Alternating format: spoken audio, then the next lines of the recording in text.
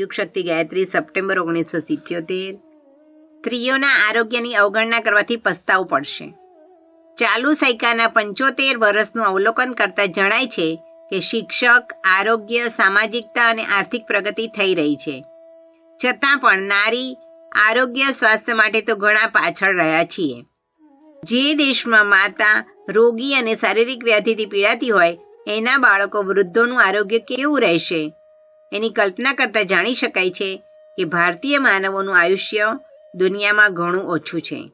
ઉપરાંત દુનિયામાં જેટલા રોગો છે તેમાંના મોટા ભાગના રોગની જડ આપણા ભારતમાં મજબૂત બની છે। રાજકીય રિપોર્ટ પરથી જણાય છે કે 1901થી લઈને 1910 સુધીમાં દશકામાં પુરુષનું આયુષ્ય 23-31 વર્ષનું હતું અને સ્ત્રીઓનું 22-59 વર્ષ એટલે કે પુરુષો કરતાં 72 વર્ષ ઓછું હતું। જો એના પહેલાના આંકડા જાણવા મળે તો સાબિત થાત કે સ્ત્રીઓના રોગો માટે પૂર્વજો વડીલોનો દોષ નથી। આપણા પૂર્વજો આપણા કરતાં વધુ સમજદાર હતા। નારીની ઉત્પત્તિ માટેની સમજ એમનામાં આજના લોકો કરતાં વધુ સારી હતી। તેઓ જાણતા હતા કે માતાઓ બાળકોના ઘડતર અને રાષ્ટ્રની કરોડરજ્જુ છે, એટલે સ્ત્રીઓના ખાનપાન, રહેણીકરણી, આહાર વિહાર માટેની વ્યવસ્થા એવી રાખતા હતા કે નાનપણથી જ તેઓ સુદૃઢ અને સ્વસ્થ રહેતી હતી।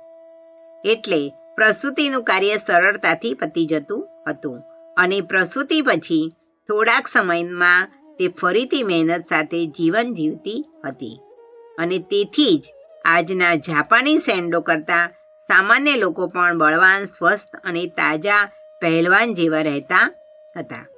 1911થી 1920 સુધી એ જ સ્થિતિ હતી। ખરી રીતે જોઈએ તો સ્ત્રીઓનું આરોગ્ય જ સાચા અર્થમાં દેશનું સ્વાસ્થ્ય કહેવાય। પશ્ચિમના દેશમાં જુદી જ વાત છે।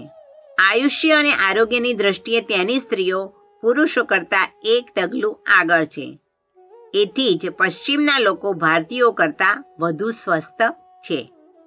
સન 1921થી આજ સુધી 55 સુધીમાં ભારતની સ્ત્રીઓનું આરોગ્ય નબળું પડતું રહ્યું છે।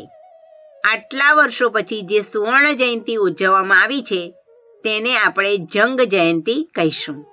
કેમ કે ત્યારથી સ્ત્રીઓના આરોગ્યનો, રોગોનો, નિર્બળતાનો, અકાળ મૃત્યુનો જંગ ઝડપી રીતે શરૂ થઈ ગયો છે। તે ચાલુ જ છે। 1921થી 1930ના ત્રીજા દશકામાં પુરુષોનું સરેરાશ આયુષ્ય 26-91 વર્ષનું હતું, ત્યારે સ્ત્રીઓનું આયુષ્ય 26-56 વર્ષનું હતું। 1965થી 1970ના ગાળામાં રૂપથી વધીને 2 સુધીની કમી થઈ છે। એ સમયે આયુષ્ય 47 અને 45ની સરેરાશ હતી। એના પછી ઘણા પ્રયત્નો કરવા છતાં એવું અનુમાન છે કે 1965 સુધી એ જ સ્થિતિ રહેશે અથવા 1974, 1979 અને 1986માં પુરુષોનું આયુષ્ય 51-53, 53-8 અને 56 વર્ષનું હશે, ત્યારે સ્ત્રીઓનું 49-6, 52-2 અને 55-3નું હશે। આ આંકડા સ્ત્રીઓની વસ્તી ગણતરી ઉપરથી કાઢવામાં આવ્યા છે। જો આમાં પુરુષ સાથે સ્ત્રીઓની સરખામણી કરવામાં આવે તો જણાશે કે સ્ત્રીઓની ઉંમરનું પ્રમાણ ઘણું નીચું રહે છે। આ આંકડા એમ સાબિત કરે છે કે આ દેશની સ્ત્રીઓનું સ્વાસ્થ્ય, આરોગ્યની અવગણના થઈ રહી છે। પ્રથમના સમયમાં સ્ત્રીઓ સહધર્મિણી હતી, તેથી તે પુરુષ સાથે ખભે ખભા મિલાવીને કામ કરતી હતી, ઘંટી ચલાવીને દળનું લોટ દળતી હતી, સાંબેલા વડે અનાજ તૈયાર કરતી હતી, ઉપરાંત ઘરની સફાઈ સજાવટમાં લીન બનીને આખો દિવસ મહેનત કરતી હતી। મહેનત એટલે રસોડું કે ઘંટી ચલાવી એ નહીં, કસરત અને રમત પણ કરી શકાય। શારીરિક મહેનત કરતાં રમતગમતમાં વધુ મહેનત હોય છે, પરંતુ આપણા સમાજના લોકો એને વિકૃત, ગંદી દ્રષ્ટિથી જોતા હોય છે। કેટલીક જગ્યાએ એને માટે છૂટ આપવામાં આવી છે, પરંતુ ત્યાંની સ્થિતિ સંતોષકારક નથી। 20મી ઓલિમ્પિક રમતગમતના ઉત્સવમાં ભારતમાંથી સ્ત્રીઓને મ્યુનિચ મોકલવામાં આવી હતી। પણ તેમાં એક પણ ચંદ્રક ભારતે મેળવ્યો નથી. પૂર્વ જર્મનીની રીનટે રટેવરે 11.7 સેકન્ડમાં 100 મીટરની દોડમાં પ્રથમ આવીને સુવર્ણ ચંદ્રક પ્રાપ્ત કર્યો હતો.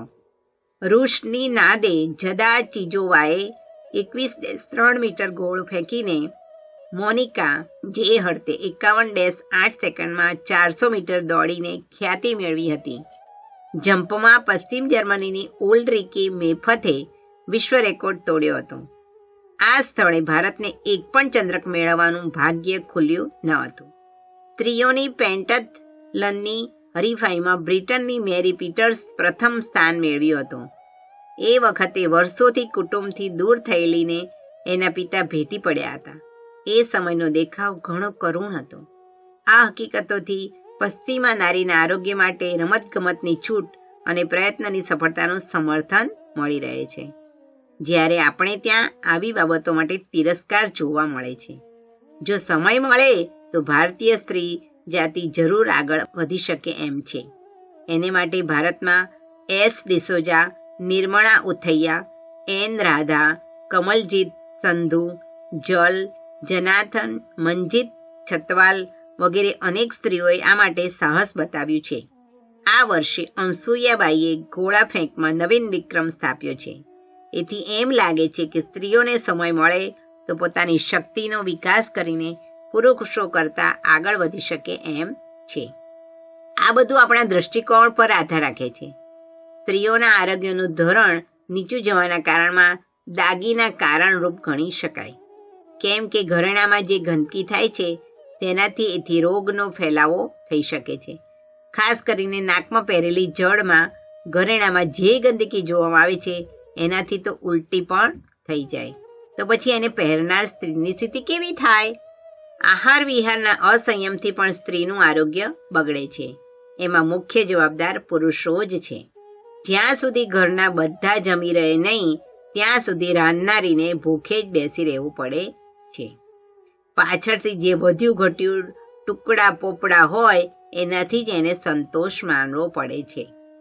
એને ઘી દૂધના દર્શન દુર્લભ છે. કેટલીક વખતે તો એને વાસી ખોરાક ખાવો પડે છે. એક બાજુ એને માથે વર્ષો વર્ષ બાળકોને જન્મ આપવાની જવાબદારી ફરજિયાત બને છે, તો બીજી બાજુ એને પેટ પૂરતો ખોરાક પૌષ્ટિક મળતો નથી અને તેથી એનું શરીર દિવસે દિવસે ઘસાતું જાય છે, નિર્બળ બનતું જાય છે. ખરું તો એ છે કે એના પર બાળકના જન્મનું ભારણ નજીવું હોવું જોઈએ, જેથી એનું આરોગ્ય સારું રહી શકે. સ્ત્રીઓએ પણ ઘરેણાની જીદ છોડવી જોઈએ. વાસી ખોરાક ન ખાવા માટે જણાવવું જોઈએ. એને માટે પુરુષોએ ધ્યાન રાખવું જોઈએ અને સ્ત્રીના આરોગ્ય માટે રાષ્ટ્રીય જરૂરિયાત સમજીને એને સ્વસ્થ અને બલિષ્ઠ રાખવા માટેના પ્રયત્નો કરવા જોઈએ. ત્યારે જ આપણા બાળકો બળવાન, મજબૂત, બાંધાના અને નિરોગી રહી શકશે. નારીનું આરોગ્ય જ પરોક્ષ રીતે રાષ્ટ્રનું આરોગ્ય, સ્વાસ્થ્ય છે. એની અવગણના કરવાથી આપણને નુકસાન જ થશે. ધન્યવાદ. શાંતિકુંજ વિડિયો ગુજરાતી યુટ્યુબ ચેનલને સબસ્ક્રાઇબ કરો તથા બાકીના વિડિયોઝનો લાભ લેવા માટે બેલ આઇકન જરૂર દબાવો. ધન્યવાદ.